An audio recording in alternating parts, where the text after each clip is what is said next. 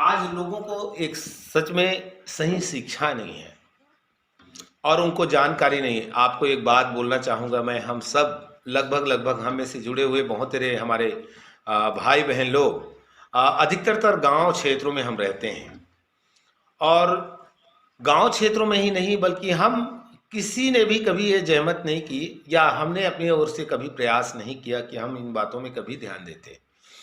ठीक है, हमें करने की आवश्यकता भी नहीं है क्योंकि हम इन बातों को और क्यों जानकारी इसमें इकट्ठे करें। लेकिन मैं परमेश्वर के वचन के प्रकाश में आपके साथ कुछ बात करना चाहता हूं इस संबंध में। पिछला बार मैंने जैसे आप लोगों से बातें की थी कि परमेश्वर मनुष्य को दिया हुआ यौन अंग जो है वो परमेश्वर का दिया हुआ वरदान है। मनुष्य को परमेश्वर ने दिया है, मनुष्य ने कभी मांगा नहीं इन चीजों को। तो इसका मतलब क्या हुआ? सर्वशक्तिमान परमेश्वर अगर एक व्यक्ति के जीवन में परमेश्वर ने इसको दिया है तो इसका मतलब अच्छी बात है ना, परमेश्वर ने हमें दिया है। लेकिन आपको मालूम है हमेशा जब भी कोई चीज, एक ओरिजिनल चीज वास्तविकता में उपयोग करने के लिए, मनुष्य के लाभ के लिए वैज्ञानिक और बाकी सब लोग मिलकर के काम करते हैं। लेकिन आपने देखा होगा अक्सर जिस अच्छे कामों के लिए किसी चीज का निर्माण किया जाता है, कुछ बुरे लोग उसे अपने स्वार्थ के लिए कुछ और मतलब से उपयोग कर लेते हैं।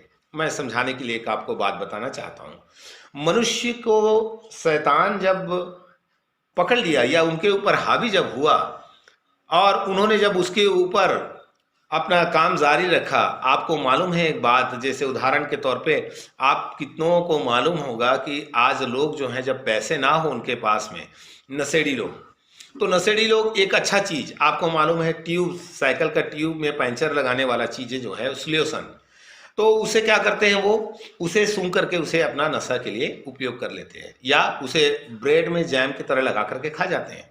आदमी मर भी सकता है। लेकिन कुछ लोग उसको अपने स्वार्थ के लिए गलत ढंग से उपयोग करते हैं। ये बातें मैं क्यों बोल रहा हूं आपको? ताकि आप करें इसलिए नहीं, पर मैं आपको समझाने के लिए बात बोल रहा हूं कि जस्ट देखिए, जब उसका रचना किया होगा, उसे जब कंपनी ने बनाया, कंपनी ने कभी सोचा नहीं होगा कि इस चीज का इतना दुरुपयोग हो सकता है। लेकिन लोगों ने दुरुपयोग किया। उसी तरह सृजनहार परमेश्वर जब मनुष्य को यह यौन शक्ति दे रहा है, उसके पीछे उसका मनसा आप समझिएगा। जैसे मैंने पिछली बार कुछ बातों को आपको बताया भी था इस संबंध में। लेकिन अंधकार के शक्तियों ने उसे, जब मनुष्य पाप में गिर गया, अब वह उसका दुरुपयोग करने में लगा हुआ है, उसका दोहन करने में लगा हुआ है। और मनुष्य, जैसे आपको मालूम है, जब इंसान के अंदर में पाप आया, मनुष्य अपने स्वभाव से हट करके या अपने स्वाभाविक क्रियाओं से हट करके अस्वाभाविक हो गया हो। और अस्वाभाविक होने का परिणाम क्या निकला? इंसान, मान लो उदाहरण के तौर पे मैं बोलना चाहूं तो अगर नॉर्मल एक आदमी को अगर खाना खाना है, खाना तो हम लोग सब लोग खाते हैं अपने घरों में और बराबर परस्पर हम खा रहे हैं। लेकिन मैं उसमें समझाने के लिए एक बात आपको बोल रहा हूं। देखिए, जब इंसान के अंदर लालच ना हो, लालच केवल पैसों के लिए नहीं होता, लालच खानों के लिए भी होता है। तो एक इंसान के अंदर में अगर लालच है किसी अच्छी चीज को खाने के लिए, उदाहरण अगर किसी के घर में कोई अच्छी चीज बन गया, अच्छी चीज बोलने का मतलब कोई अच्छा पकवान बन गया, तो 2 रोटी खाने वाला व्यक्ति 4 रोटी पार कर जाए। अच्छा, स्वाभाविक तौर पे अगर एक व्यक्ति को आप नॉर्मल साग सब्जी बना करके दें तो वो कितना ही खाएगा? मुश्किल से ज्यादा 3 खाएगा। लेकिन आप देखिए, अपने जीव के अभिलाषाओं के तृप्ति के लिए मनुष्य कैसे, जब वो पाप के वश में आया, वो अनियंत्रित हो गया। जब उसे अच्छा मिलता है तो पेट भर के खा लेगा, चाहे मर जाए तो मर जाए। और जब उसे थोड़ा अच्छा टेस्टी ना मिले, वो खाएगा ही नहीं, वो काम चलाने के लिए 1 आध रोटी खा लेगा। उसी तरह पाप जब मनुष्य में प्रवेश किया, उसके स्वाभाविक क्रियाओं को उसने बदल दिया। बिल्कुल किस रीति से? परमेश्वर ने जो भी चीजें बनाई वो सब उत्तम थी। हमने पिछली बार देखा था, परमेश्वर ने कोई चीज को व्यर्थ में नहीं सृजा। मनुष्य के शरीर में जितना भी अंग है, आपको जितना परमेश्वर ने दी हुई है, वो सबका एक विशेष महत्व है। इनमें से कोई चीज व्यर्थ नहीं है। लेकिन हम में से कितने लोग, आपको मालूम है, आज इस समय जब मैं और आप इस मीटिंग में बैठे हुए हैं और हम प्रभु के वचनों को पढ़ रहे हैं, सुन रहे हैं, हम ही में से कुछ लोग जहां पर हम प्रभु की भक्ति करने में लगे हुए हैं, वो अपने शरीर की इच्छाओं के पूर्ति के लिए अवसर ढूंढ रहे हैं और अपने वासना को तृप्त करने के लिए अलग अलग माध्यम ढूंढ रहे हो। इसमें कोई जवान या बूढ़ा या बच्चा कोई नहीं रहा। जैसे मैंने पिछली बार आपको बताया, आपको मालूम है, मैं ये जो बातें बोल रहा हूं, मुझे भी मालूम है, आप सब अपने अपने कलीसियाओं में बैठ के कितने जगहों में आप सुन रहे हैं। उसमें शायद किशोर अवस्था के बच्चे हैं, किशोर अवस्था के लोग हैं, बच्चे भी हैं और जवान लोग भी हैं और कितने बुजुर्ग हैं। लेकिन आप सबके साथ में इस बात को मैं क्यों बांट रहा हूं, आप इसकी गंभीरताओं को समझें। हम चारों ओर जब देख रहे हैं, लोगों के जीवन को जब देख रहे हैं, कैसे अंधकार की शक्तियां उन्हें इन बातों का सही ज्ञान ना होने के कारण वो उसके जाल में फंस जा रहे हैं और उनको लगता है कि ये तो सब मामूली बात है, क्योंकि ऐसा होता ही रहता है। अगर हमने जय नहीं पाया किसी चीज के ऊपर तो हम मन में ठान लेते हैं कि ये सब चीज ऐसा ही है और इसलिए इसको ऐसा ही चलने दिया जाए। लेकिन प्यारो, मैंने पिछली बार आपको बोला, परमेश्वर किसी के बहुमत में काम नहीं करता। बहुमत में बोलने का मतलब, जहां लोग अधिक हो, गलती करने वाले लोग यदि अधिक हो, तो परमेश्वर अपने स्वभाव को बदलेगा नहीं कि ठीक है, आप गलती करने वाले इतने सारे लोग हो, लाखों लोगों के संख्या में, करोड़ों की संख्या में अगर गलत लोग हैं तो नहीं, चलिए ठीक है, दो चार को हम लोग समझा लेंगे और इन लाखों करोड़ों को हम बचा लें इनके इसी पाप में फंसे हुए। ऐसा परमेश्वर बिल्कुल नहीं करता। इसलिए आज हम और कुछ बातों को आगे सीखने जा रहे हैं। तो पिछली बार हमने कुछ शब्दों को विशेष तौर पे देखा था और उसमें हमने देखा कि कैसा यह इयोन शक्ति एक परमाणु शक्ति से है। यह बहुत ताकतवर, ऊर्जावान हो सकता है, नहीं तो यह आपके जीवन को तबाह करने के लिए पर्याप्त है। तो ये पिछले क्लासों में हमने देखा था कि इसे बर्बाद करने के लिए आज लोग कामतुर होकर के किस प्रकार हस्तमैथुन के द्वारा दुष्ट आत्माओं के साथ संगति में लगे हुए हैं।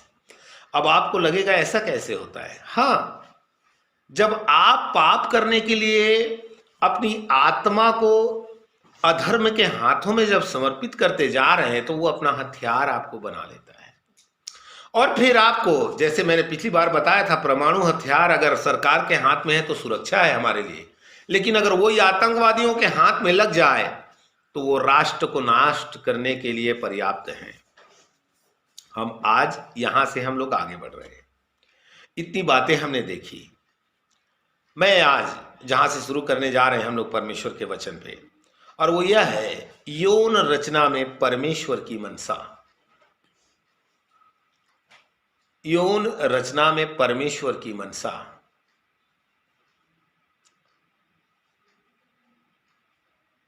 अगर आप कुछ में से लिख रहे हैं आप लोग, तो आप बाकायदा नोट कर लीजिएगा।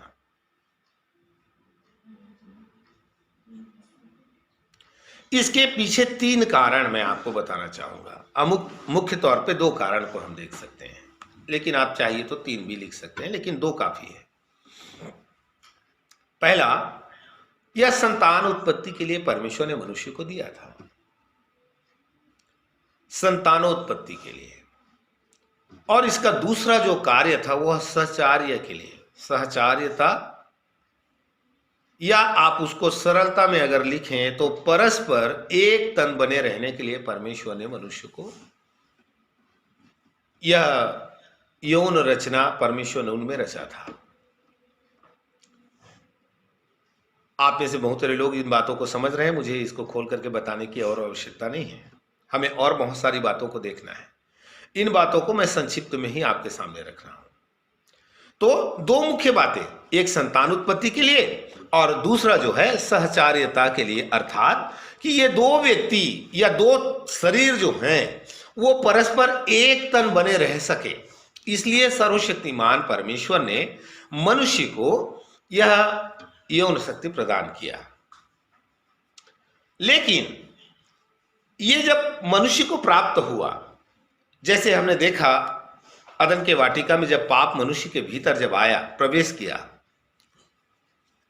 तो अब मनुष्य ने इस चीज का दुरुपयोग किया। देखिए, परमेश्वर ने एक अच्छे मनसा से इसको दिया था मनुष्य के लिए, लेकिन लोग क्या करने लगे, इसे इनकी पूर्ति के लिए एक समय जो है परमेश्वर ने, हम वहां पर देखते हैं, यह विवाह का प्रबंध करने वाला स्वर्ग का परमेश्वर ही था। यह एक ही यह प्रोग्राम इतना प्राचीन है विवाह का कि सर्वशक्तिमान परमेश्वर ने इसे अदन के वाटिका में रचा। विवाह पहले परमेश्वर के यहां से शुरू हो रहा है। हमने देखा कि किस रीति से आदम और हव्वा को एक विवाहित बंधन में परमेश्वर ने बांधा था। लेकिन जब पाप मनुष्यों में समाया, मनुष्य अपने इस कामुकता को या अभिलाषा को पूर्ण करने के लिए उन्होंने पाप के रास्ते को अपनाया। किस रीति से पाप के रास्ते को अपनाया करके मैं बोल रहा हूं, लोग जो हैं इन चीजों की पूर्ति के लिए, देखिए, एक तन बने रहने के लिए या संतानोत्पत्ति के लिए एक मनुष्य को विवाह तक इंतजार तो करना है। विवाह से बाहर अगर कुछ भी इस प्रकार का है तो वह पाप है परमेश्वर की नजर में।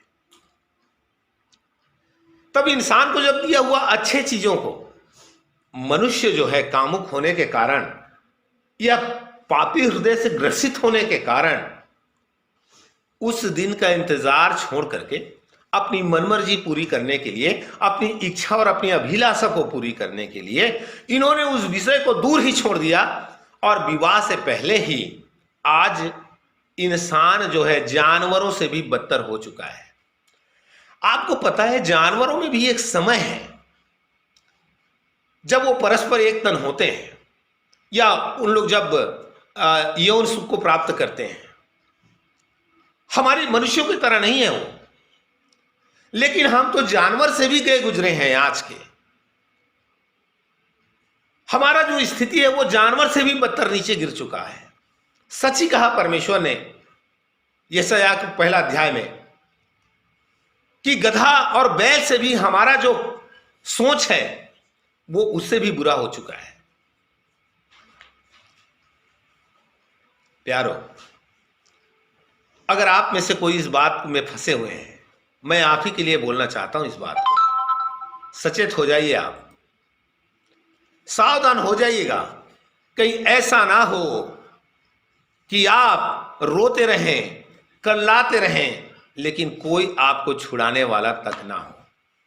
नहीं हो सकता। हर चीजों के लिए हम माफी नहीं मांग सकते। हर चीजों को हम यह नहीं बोल सकते, नहीं प्रभु मुझे माफ कर दे। यह संभव नहीं है। इसलिए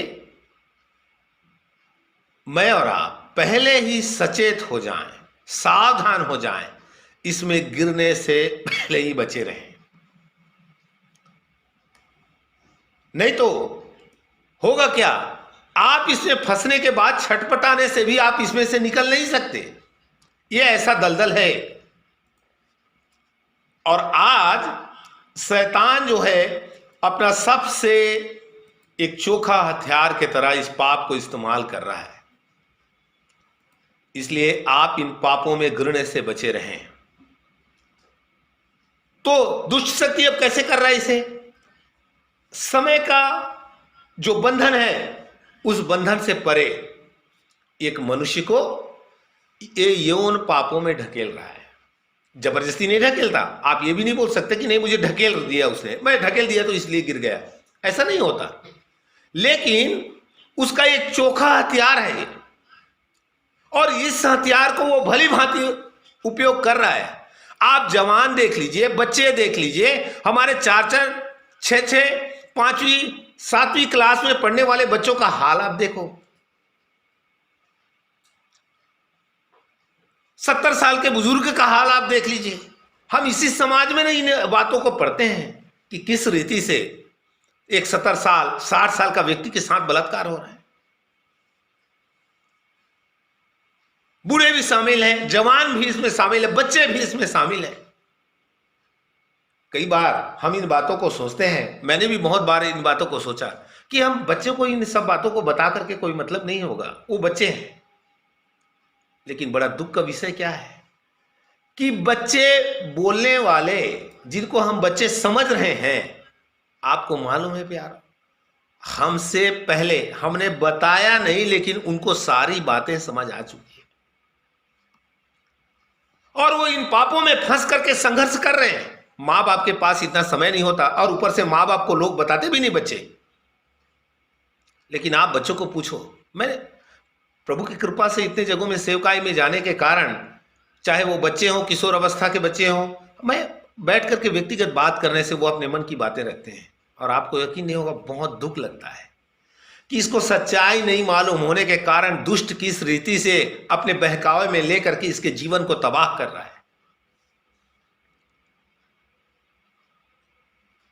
मेरे भाई या मेरे बहन, आप जो कोई भी इस पाप के गिरफ्त में आ गए हैं, आप मेरी बातें कान खोल करके सुन लीजिए। अब जब संबंध को विवाह से पहले जब इस प्रकार अंधकार की शक्तियां जब लोगों में व्याप्त करा लिया, उन लोगों ने अपने इच्छाओं के पूर्ति के लिए, लोगों ने भी अंधकार की शक्तियों को ना पहचान करके उन्होंने बोला ये तो नॉर्मल है और हम ऐसे कर सकते हैं, इसमें कौन सी बड़ी बात है। ऐसा बोल करके जब ये करने लगे, तब इन्होंने क्या लेकर आया, अपने लिए समस्याएं हैं और संकट है। यह आज के पीढ़ी के लिए सबसे बड़ी त्रासदी है, मृत्यु तक लेकर आता है। समस्याएं, संकट, त्रासदी और मृत्यु, ये चार चीजें मनुष्य के जीवन में हो रही हैं। समस्याएं किस तरीका से, उन बातों को हम आगे जाकर के धीरे धीरे क्लियर मैं आपको कर दूंगा, किस रीति से समस्याएं हैं, कैसे मनुष्य के जीवन संकट से भर गया, किस रीति से मनुष्य इस त्रासदी में जी रहा है और कैसे वो मृत्यु के नजदीक दिन प्रतिदिन जा रहा है। मैंने और आपने आज जब प्रभु ने मुझे और आपको यह अवसर दिया है, हम बड़े ध्यानपूर्वक इन बातों को समझ करके चलें। यह हमारे लिए सावधान होने का समय है। क्यों सावधान होने का समय है? क्योंकि अपना जाल बिछाए अंधकार की शक्तियां इंतजार कर रही हैं। प्रभु का वचन कहता है उनकी आंखों में व्यभिचार बसा हुआ है। इसका मतलब आप समझते हैं, मूल में है दुष्ट आत्माएं बसी हुई है व्यभिचार का। इनकी आंखों में, इनके दृष्टि से जो कुछ दिखता है वो काम वासना के नजरिए से ही देखते हैं।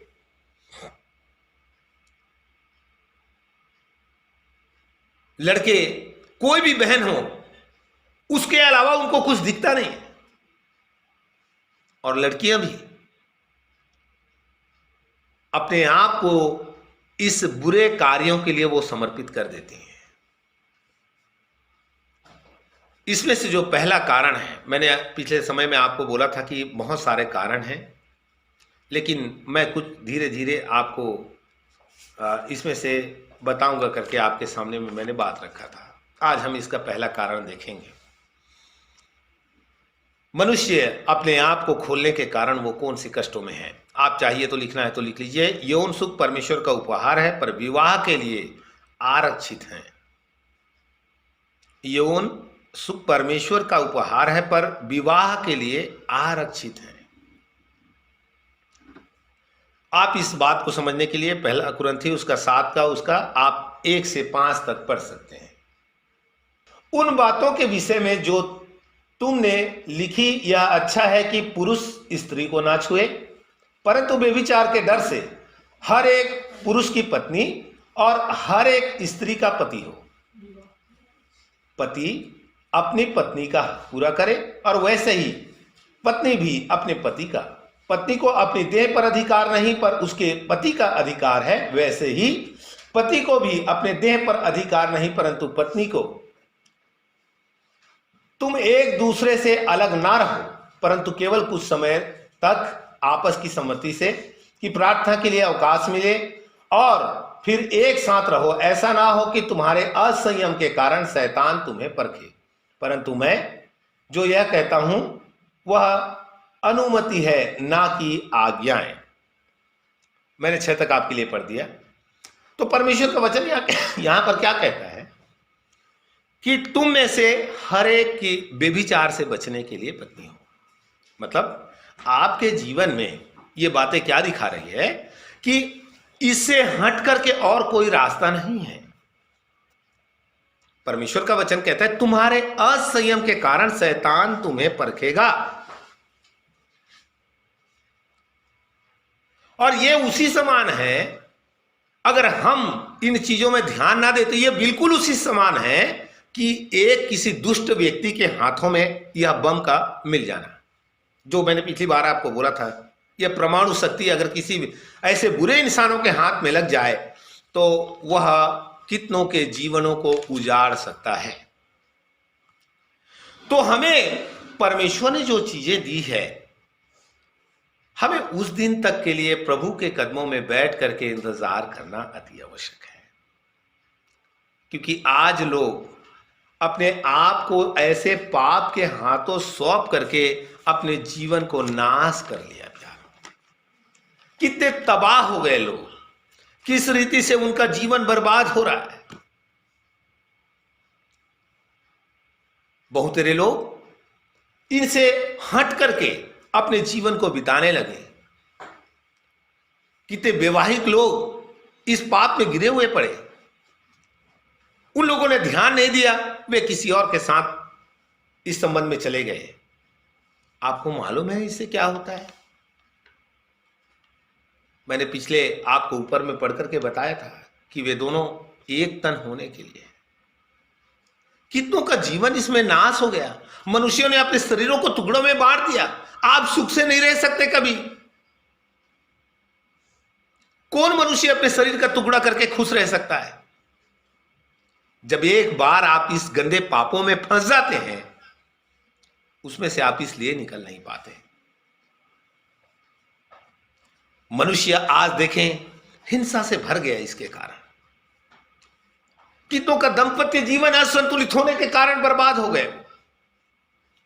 लेकिन मुझे और आपको परमेश्वर ने अपनी बड़ी करुणा और कृपा से चुना, ताकि हम एक एक का परिवार, अगर हम परमेश्वर के समय तक के लिए इंतजार करते हैं, वह परमेश्वर से आशीषित हो।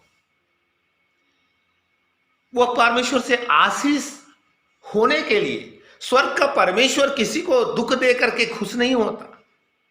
लेकिन चाहिए कि मेरे और आपके जीवन में परमेश्वर ने अगर इस विषय को रखा हुआ है, तो हम जीवते परमेश्वर के उस समय तक के लिए इंतजार करें। तो ही मेरा और आपका जीवन प्रभु के साथ अच्छे ढंग से हम इस दाम्पत्य जीवन को सुख से विवाह अपना निर्वहन कर सकते हैं। अगर हम इस प्रकार के गंदे पापों में उलझे हुए हैं, हम विवाह से पहले किसी के साथ अगर इस प्रकार का हमारा गंदा संबंध है, आपको मालूम है आप कभी भी जीवन में खुश नहीं रह सकते। ये केवल मैं वचन से ही नहीं बोल रहा हूं, आपको वैज्ञानिक तथ्य भी अगर आप उठा करके देखो तो आपको ये बातें मिल जाएंगी। बिल्कुल साफ है उनका कहना भी। एक इंसान अगर अपने वैवाहिक जीवन के बाहर अगर इस प्रकार के कामुक पापों में जब पड़ता है, उनका वैवाहिक जीवन में हमेशा तनाव और क्लेश बना रहेगा। इसके लिए आप प्रार्थना नहीं कर सकते, क्योंकि आपने ना निमंत्रण दे करके दुष्ट शक्ति को अपने परिवार में बुलाया हुआ था। जबरदस्ती आया नहीं। आपको एक प्रलोभित करने के लिए कुछ बातों को सामने रखा और आप बहक गए। अब बहक गए तो आपको भुगतना पड़ेगा, क्योंकि ऐसी बातों से छुटकारा बहुत जल्दी नहीं मिलता। यह नहीं है कि हम अन्य बातों की तरह प्रभु के चरणों में थोड़ी देर हम बैठे हैं और बोल दे प्रभु माफ कर माफ कर माफ कर, और प्रभु माफ कर दे। अगर ऐसा परमेश्वर कर दे तो मैं सच बोलता हूं और सच सच कहता हूं, जिसके सुनने के कान हो वो सुन ले। फिर परमेश्वर परमेश्वर नहीं।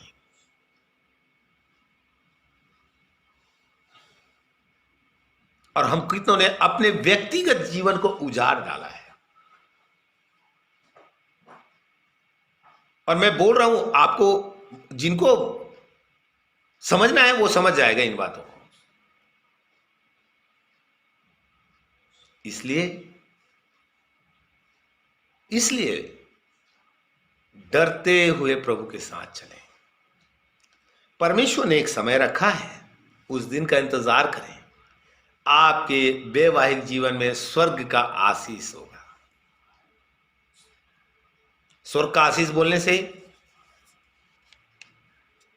मैं शारीरिक तौर पे नहीं बोल रहा हूं, आत्मिक तौर पे भी और शारीरिक तौर पे भी परमेश्वर आपके परिवार को आशीषित कर सकता है। लेकिन अगर हम इनसे हट करके पाप में थोड़े समय के लिए सुख भोगने की इच्छा से ये सब कर रहे हैं, तो आपका जीवन कितना दर्दनाक हो सकता है ये मेरे वर्णन से बाहर है। लेकिन मैं कुछ बातों को आपको समझाने का प्रयास कर रहा हूं ताकि आप समझ सकें। इसका सेकंड कारण या दूसरा कारण क्यों मनुष्य को इनसे बचना चाहिए। किसी व्यक्ति से संबंध बनाने से वे दोनों एक तन हो जाते हैं। क्या हो जाते हैं? कई बार विवाह के क्लासों में जब हम लोग विवाह किसी का कराते समय आपने सुना होगा कि अब ये दोनों एक तन होंगे, इसलिए मनुष्य कोई उन्हें जुदा ना करे।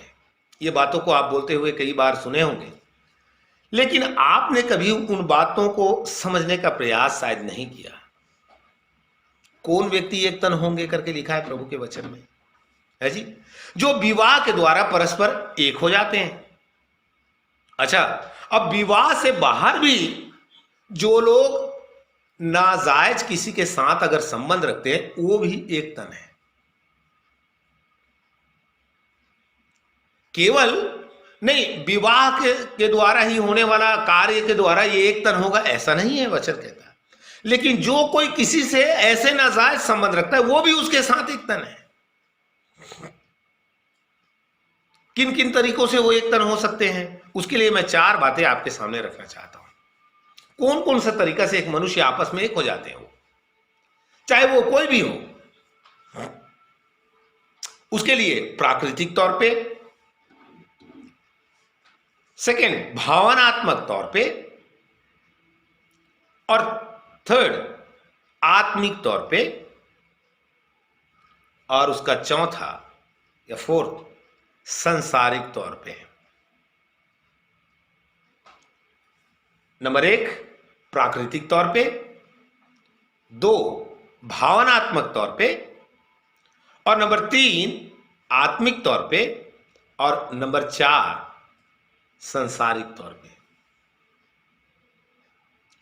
अब जब इतनी बातों के द्वारा एक मनुष्य किसी के साथ एक हो जाए, आपको पता है फिर उसमें क्या होगा। हम इन बातों को कई बार नजरअंदाज कर दिए हम लोगों ने। हमें से बहुत सारे लोग इन बातों को गंभीरता से लेते ही नहीं। आप जब एक तन है किसी के साथ, प्रभु का वचन बोलता है, क्या मैं परमेश्वर के देह, प्रभु को देह को लेकर के मैं बेसिया को सौंप दूं? इसका मतलब क्या मैं इस शरीर को लेकर के मैं बेसिया को सौंपूं कि उसके साथ मैं एक तन हो जाऊं?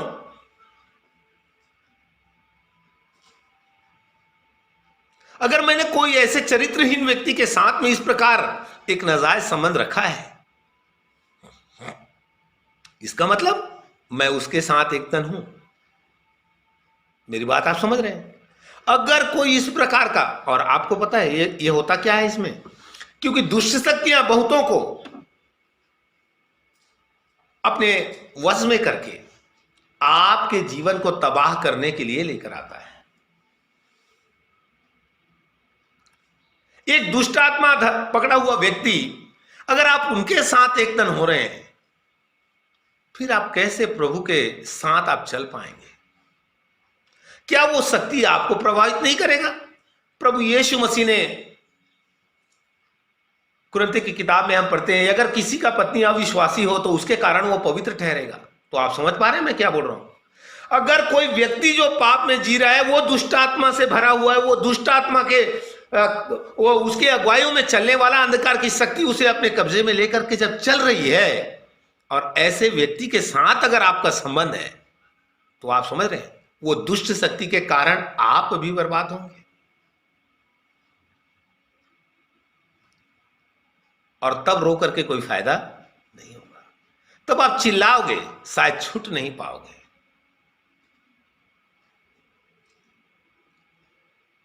इसलिए आज आप में से जितने मेरी बातों को सुन रहे हैं वो सावधान रहें। आपको लगता है नहीं मैं तो इसे जानता हूं और ये मेरी जान पहचान का है, शायद ऐसे सोच करके आप कईयों के साथ इस प्रकार पाप में जिए होंगे। मुझे नहीं मालूम आप क्या किए हैं या क्या नहीं, आपको पता है। लेकिन आपको एक सत्य मैं बताना चाहता हूं, दुष्ट आत्माएं, मैंने कितनी बार जवानों के बीच में भी इस बात को बोला था, एक और बार उन बातों को समझा रहा हूं तो उस बात को भी आपके सामने रखकर चलूंगा मैं।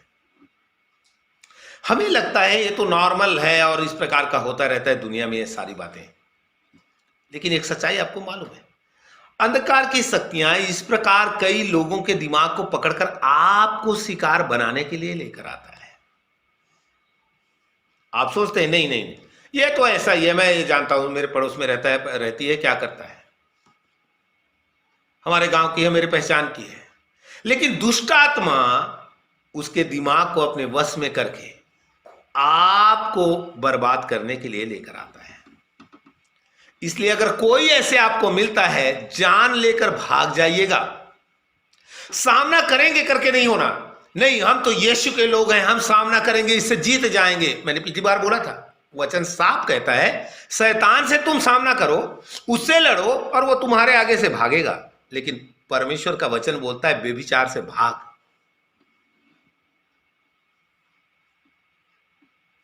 इसलिए आप इन बातों का सामना करने के लिए कभी कोशिश मत करिएगा।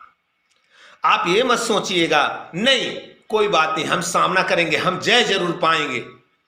तो फिर ये गीत गाते ही रहोगे आप, साथ चलूंगा मैं जय जरूर पाऊंगा, साथ चलूंगा मैं जय जरूर पाऊंगा। खड्डे में पड़े रहोगे फिर, क्योंकि ये पाप से निकलना इतना आसान नहीं होता। तो दुष्ट आत्माएं कितनों के जीवन को तबाह करने के लिए ऐसे कितने लोगों को रखा है। जब आप स्कूलों में जाते हैं, जब आप कॉलेजों में जाते हैं, आप अपने कार्य क्षेत्रों में जाते हैं, और खासकर प्रभु के जो सेवा कर रहे हैं उनको मैं बोलना चाहता हूं, मेरी बातों को ध्यान से सुनिएगा। आपके फील्डों में भी कितनों को लेकर आता है। एक बच्ची या एक भाई जब वो अपने स्कूल में जा रहा है या कॉलेज में जा रहा है, वहां दुष्ट आत्मा उनके दोस्तों के दिमाग को पकड़ करके उसको इस पाप में घसीटने के लिए लेकर आता है।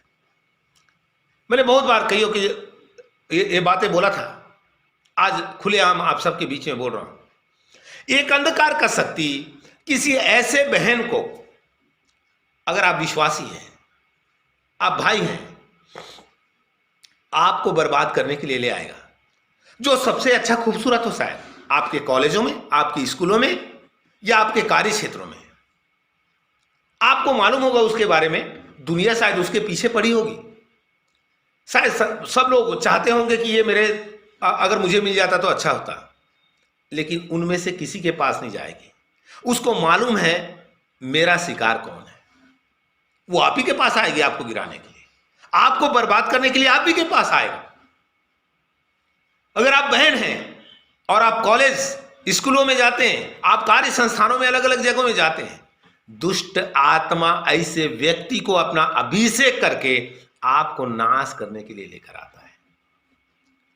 कई बार हमारे भाई, हमारे बहन लोग, खासकर प्रभु के दास या दासी लोग जो अलग अलग स्थानों में आप सेवा में जाते हैं, आपको एक बर्बाद करने के लिए किसी को लेकर आएगा। आप सोचोगे अच्छा विश्वासी है, बहुत सुंदर विश्वासी है।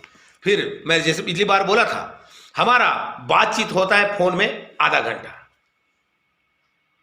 कैसे घुसता है शैतान आपके, आधा घंटा फोन में बात हुआ, आधा घंटा पूरा 30 मिनट हम आत्मिक बातों की चर्चा करेंगे। पहले बहुत अच्छा रहेगा, हम हालेलुया बोलेंगे, हमें लगेगा आत्मिक उन्नति हो रहा है। मेरे वो बहन का दिमाग को प्रभु ने खोल दिया है, उस भाई के दिमाग को प्रभु ने खोल दिया है, इसलिए उसके पास से इतने सारे सवाल उठ रहे हैं, और आप अकेले अकेले फिर बातें करना शुरू करोगे।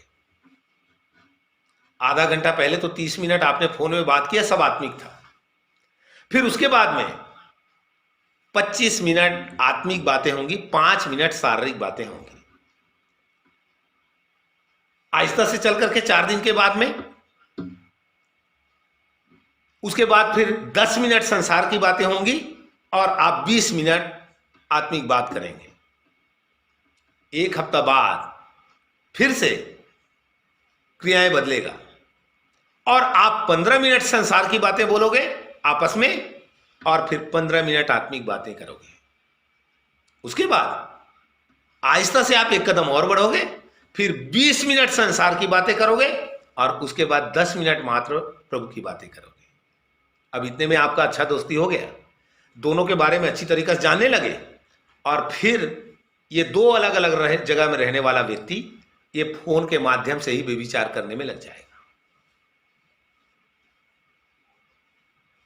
इसलिए आपको थोड़ा ज्यादा ही आत्मिक ज्ञान है, फोन में बांटने का, घंटों घंटा किसी बहन के साथ या किसी भाई के साथ आपको लंबा बातें करने का मन है और उसे आप बात करने बगैर एक दिन के बाद आपको तड़प होता है, तो आप भागिए, भागिए, क्योंकि दुष्कामना की दुष्ट आत्माएं आपके पीछे पड़ा हुआ है।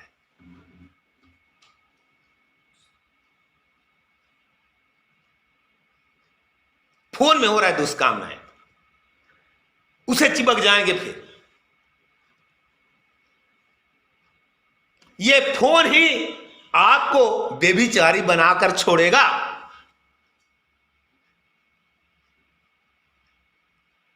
इसलिए ये घंटों घंटों क्लास लेना फोन में बंद करिएगा। प्रभु के दास लोगों को भी विशेष तौर पर चेतावनी दे रहा हूं, बाकी अन्य लोग भी आप संभल जाइए। अगर किसी के साथ आपका लगातार बातें हो रही, क्यों हो रही हैं? क्यों करते हैं आप इतना बातें उनसे? आप बोलोगे नहीं आत्मिक बातें कर रहे हैं, तो मैंने जैसे आपको अभी बताया, सब आत्मिक बातों से ही शुरू होता है और फिर बड़े आत्मिक हो जाएंगे हम 2 महीने बाद में, फिर माथा पकड़ करके रोते रहेंगे किसी कोने पर। इसलिए आप इन विषयों के लिए चौकस रहिए। बातें नहीं करना, जरूरी नहीं है ज्यादा बातें करना, आप शांत रहिए, चुपचाप रहें। अधिक समय तक किसी के साथ बातें करने का हो तो आप उनसे बचिए। बोले ठीक है प्रार्थना करो, आपको प्रभु ज्ञान और समझ देगा। नहीं, हम भेद खोलने लगते हैं फिर, और ये भेद खोलते खोलते कहां जाकर रुकेगी आपको मालूम नहीं है। इसलिए मेरी बातों को ध्यान से सुनिएगा।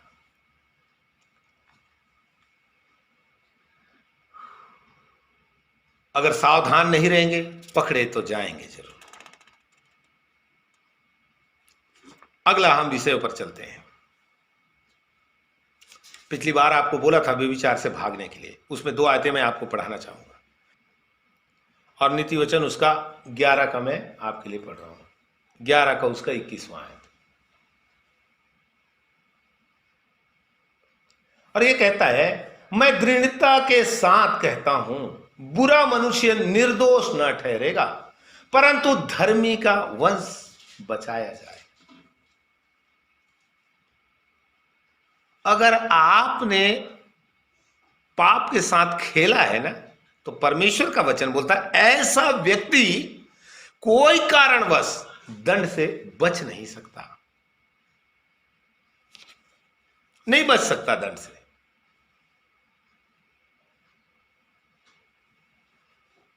आगे गलाती भी मैं आपके लिए पढ़ रहा हूं।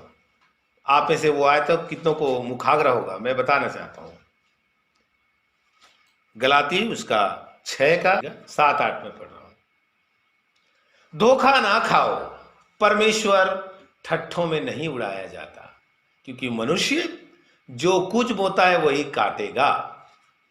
8वां, क्योंकि जो अपने शरीर के लिए बोता है वह शरीर के द्वारा विनाश की कटनी काटेगा, और जो आत्मा के लिए बोता है वह आत्मा के द्वारा अनंत जीवन की कटनी काटेगा। आज रात आप अपना जीवन देख लीजिए, आप किस कटनी को काटने के लिए बो रहे हैं। शायद आपको कोई देख नहीं रहा है।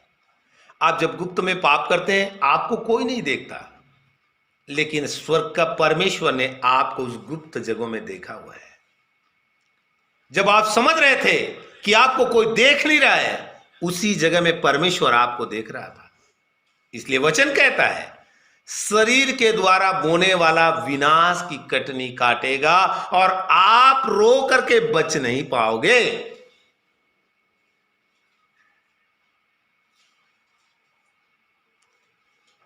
इसलिए आपको लगता है कि मुझे कोई नहीं देख रहा है, मैं आराम से निकल जाऊंगा। वचन बोलता है परमेश्वर ठट्ठों में उड़ाया नहीं जाता। परमेश्वर अंधा नहीं है। आपको कोई घुप अंधेरा उसे छिपा नहीं सकता।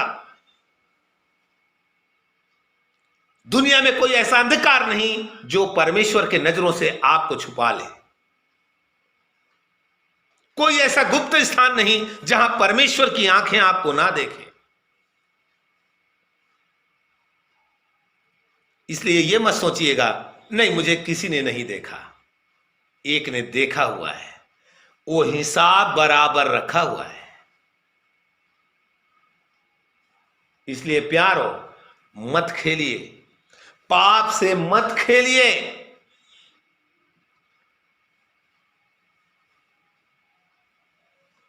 इब्रानी की पत्री उसका 10 का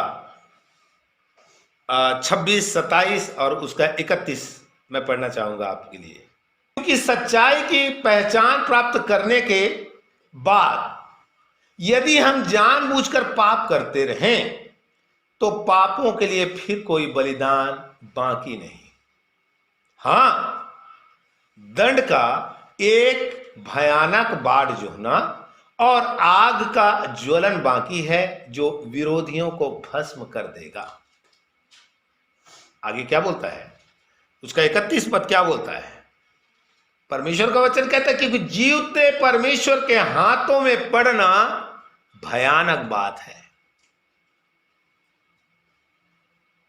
कोई नहीं देखा आपको, सच बोल रहे हैं आप, कोई नहीं देखा आपको। लेकिन जिसने देखा है, अगर एक बार उसके हाथों में आप पकड़ में आ गए, वचन कहता है भयानक विषय है। चेतावनी दिया स्पष्ट, परमेश्वर ठट्ठों में उड़ाया नहीं जाता। फिर बोलता है जो मनुष्य बोएगा वो काटेगा। आगे बोलता है यदि हम जानबूझ करके करें। व्यभिचार अचानक होने वाला काम नहीं है। ये एक दिन में नहीं हो जाता किसी के साथ। इसके लिए मनुष्य योजनाएं तैयार करता है और उस योजनाबद्ध तरीके से फिर इस काम को अंजाम देता है। इसलिए वचन कहता है ठट्ठों में नहीं उड़ाया जाता। इसलिए लिखा है जानबूझकर सच्चाई को समझने के बाद, स्वर्गीय वरदानों के स्वाद चखने के बाद जब मनुष्य फिर से पाप करे, वचन कहता है 26, क्योंकि सच्चाई के पहचान प्राप्त करने के बाद यदि हम जानबूझकर पाप करते रहें तो पापों के लिए फिर कोई बलिदान बाकी नहीं। वो हमारा प्रभु एक ही बार क्रूस के ऊपर चढ़ा है, लेकिन आपने क्या किया? अपने थोड़ी देर के सुख के लिए, चंद मिनट आपको अच्छा लगने के लिए, आपने उस मसीह के खून को अपने पांव तले रौंद कर आप आगे बढ़े उस पाप के लिए। इसलिए वचन कहता है परमेश्वर के हाथ में पड़ने वाला, हे व्यभिचारी, क्या ही भयानक बात है, बच जाओ।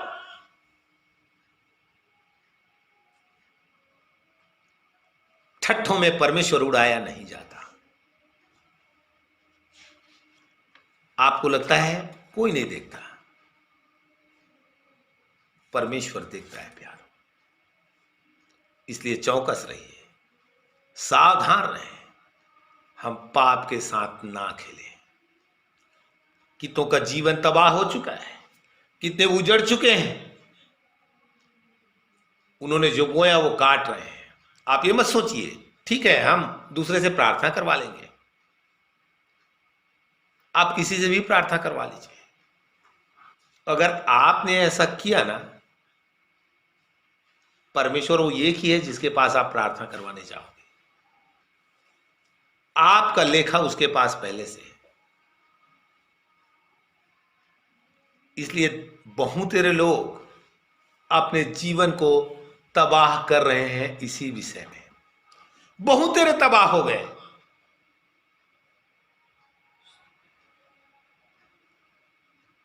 अब मुझसे जो सुनने वाले मेरे प्रियजन, मैं नहीं चाहता कि आप इन पापों में फंसे और कहीं परमेश्वर आपके लिए यह शब्द ना बोले कि सच्चाई के पहचान के बाद आपने भी उसके रक्त को पांव तले रौंद दिया और मसीह जो हमारे लिए क्रूस पर चढ़ा उसे आपने तुच्छ जाना है। इसलिए आप जो मुझसे सुन रहे हैं, चाहे वो बुजुर्ग हो, क्योंकि हम बोले हैं हम बुजुर्ग हैं, ठीक है, आप बुजुर्ग हैं, आप व्यभिचार में नहीं गिरेंगे ऐसा कोई गारंटी नहीं है। आप इन पापों में ना फंसे ऐसा कोई गारंटी नहीं है। ऐसे ही लोग अभी फंस रहे हैं। इस पाप के लिए उम्र का कोई तकाजा नहीं है, कोई गिनती नहीं है।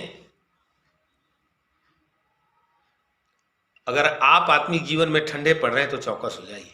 आपको प्रार्थना करने का मन नहीं आ रहा है, वचन पढ़ने का मन नहीं आ रहा है, तो सचेत हो जाएं। ये किसी बड़े पाप में आपको गिरने से पहले परमेश्वर संकेत दे रहा है। आप जब वचन सुनते हैं आपको लगता है नोट्स बनाना आपके लिए बहुत कठिन काम है। कितने लोग हैं, हम लोग नोट्स नहीं लिखते, हमें यह लगता है अरे हमने समझ ली सारी बातें। मत करिए आप, लेकिन कहीं ऐसा ना हो आप धीरे धीरे ठंडे पड़ने लग जाएं और फिर शैतान पीछे आपके गर्दन को पकड़ लेगा और तब रोने और चिल्लाने से कोई लाभ नहीं होगा प्यार। इसलिए आज आप सावधान हो जाइए, सचेत हो जाइए। हमने आज कुछ बातों को सीखा। उदाहरण के तौर पे हमने देखा कि इसका पहला और दूसरा पॉइंट हमने देखा था, किसी व्यक्ति से संबंध बनाने से वे दोनों एक तन बन जाते हैं और उसका परिणाम हमने देखा। 4 तरह के जब जुड़ाव मनुष्य के साथ होता है, आपने अपने देहों को जब बांटा, आपने छुरी खुद चलाई है, अब उसका जख्म आपको जीवन भर छोड़ेंगे नहीं। आपको मिला हुआ यह दोषी विवेक आपको हमेशा कुरेदता रहेगा। आप प्रार्थना नहीं कर पाते ऐसी स्थितियों में। इसलिए मैंने बोला अगर आपको प्रार्थना करने का मन नहीं आ रहा है, इसका मतलब कुछ हो रहा है भीतर। शायद हम ध्यान ना दें उसे आज, लेकिन जब गड्ढे में गिरने के बाद हमें सब बातें ध्यान में आ जाएंगी। इसलिए आज रात मेरे प्रिय भाई और मेरे बहन जो आज मेरी आवाज को सुन रहे हैं, प्रभु के चरणों में बैठे नम्र हो जाएं। प्रभु आपको इन पापों से गिरने से आपको बचाएगा। रोज बरोज प्रभु से अनुग्रह पाते हुए आप प्रभु के पीछे चलेंगे तो ही इसमें जीत पाएंगे। आप आत्मा का आग इसीलिए चाहिए। हमें से बहुत सारे लोगों को पवित्र आत्मा का भरपूरी का कोई महत्व समझ नहीं आता। ऐसे दुष्ट के चालों को समझना है तो आत्मा की भरपूरी चाहिए आपको। लेकिन हम ठंडे पड़ गए, 1 साल हो गए, 6 महीने हो गए, 3 महीने हो गए, हम आत्मा में आराधना नहीं करते तो अभी हमें कुछ दर्द नहीं लगता। हम बोलते ठीक है, चलेगा चलेगा, मैं प्रार्थना तो कर रहा हूं, चलेगा। धीरे धीरे आपके सर के ऊपर आकर के दुष्ट आत्माएं, बेविचार की दुष्ट आत्माएं, वो बीज छोड़ने के कारण अब आहिस्ते आहिस्ते अंकुरित होकर के बढ़ रहे हैं। और फिर जब वो बढ़ जाता है तब डालियां जब नीचे आती हैं तब हमें नजर आता है कुछ हो चुका है। इसलिए आज ही प्रभु के कदमों में बैठे, आत्मा में बल पाएं, प्रार्थना करें, आत्मा में आराधना करें थोड़ी देर, और ऐसे बातों के ऊपर जयवंत हो जाएं। अगर आप विचारों में फंसे हुए हैं, आत्मा में आराधना करें। उस बीज को यीशु मसीह के उस अनंत आग में, हमारा परमेश्वर जो आग है, उस आग में उसे जलाएं, उस आग में उसे जलाएं ताकि वो आप में अंकुरित ना होने पाए।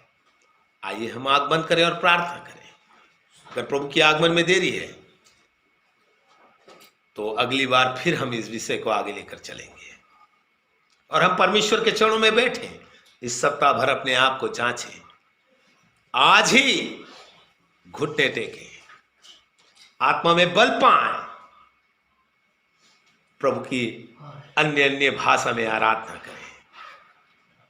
कोई विचार आपको इस प्रकार बांध रही है तो उस विचार को उस आत्मा के आग में जलाएं, ताकि जैसे सिमसोन स्वतंत्र हो गया, आत्मा की आग जब उसके ऊपर उतरा वो स्वतंत्र हो गया, वो रस्सियां उसके बाहों में से गलकर गिर गई। वही आग चाहिए प्यार।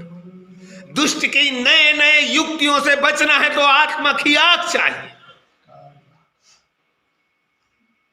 तो ही आप इसके ऊपर जय पा पाएंगे।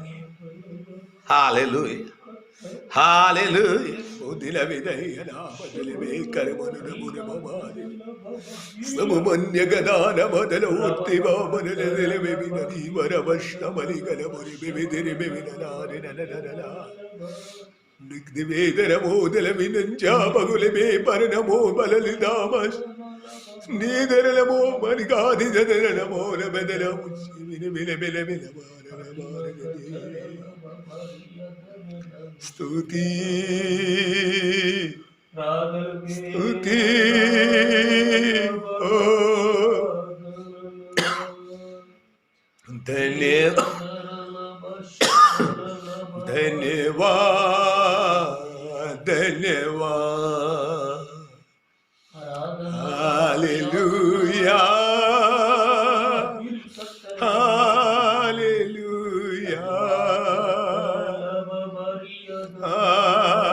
हालेलुया।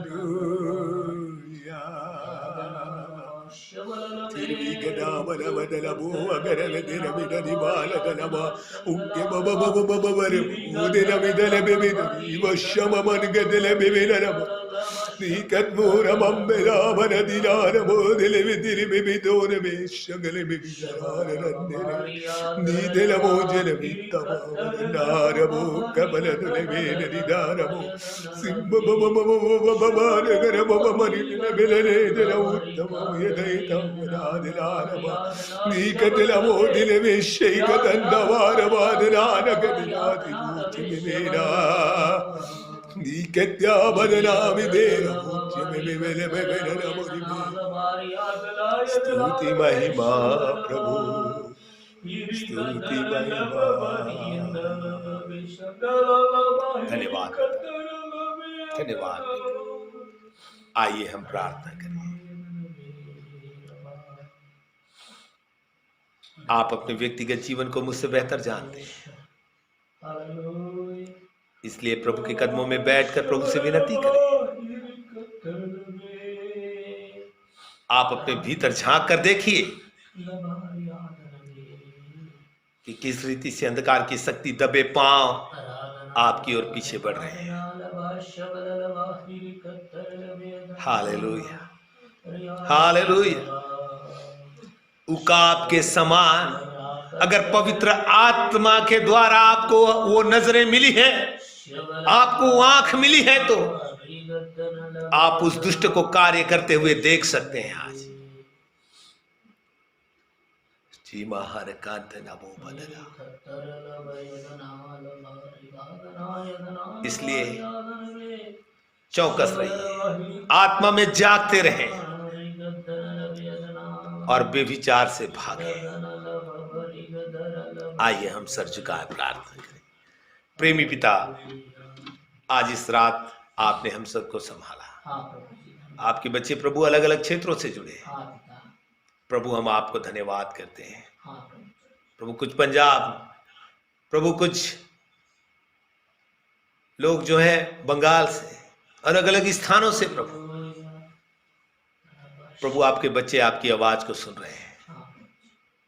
पिता, कोई भी इस दुष्ट के वश में ना पड़ जाए, कोई भी उस अंधकार का शिकार ना हो जाए। प्रभु अपनी कृपा और दया कर, ताकि तेरे बच्चे तुझ में बने रहे।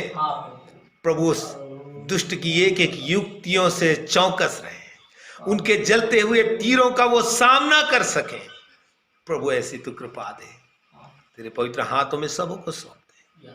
धन्यवाद करते हुए प्रार्थना प्रभु यीशु मसीह के नाम में हम स्वर्गीय पिता मांगते हैं। आमीन।